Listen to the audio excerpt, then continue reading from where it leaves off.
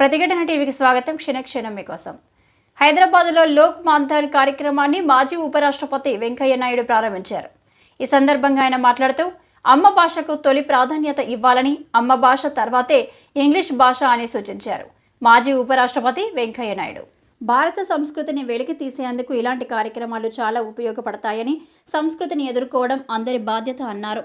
పిల్లలను సున్నితంగా పెంచకుండా చిన్నతనం నుంచే కష్టం అంటే ఏంటో తెలిసేలా పెంచాలని కోరారు. హైదరాబాద్లోని శిల్పారామంలో ఏర్పాటు చేసిన లోక్ మంథన్ కార్యక్రమాన్ని ఆయన జ్యోతి ప్రజ్వలన చేసి ప్రారంభించారు. ఈ సందర్భంగా మాట్లాడుతూ కుటుంబ వ్యవస్థను పటిష్టంగా ఉంచుకోవాలని సూచించారు. పెద్దలను గౌరవించేలా పిల్లలను తయారు చేయాలని అన్నారు. లోక్ మంథన్ కార్యక్రమంలో భాగంగా ఏర్పాటు చేసిన ప్రత్యేక ప్రదర్శనను ప్రారంభించడం తనకు ఆనందదాయకంగా ఉందని వెంకయ్య అన్నారు.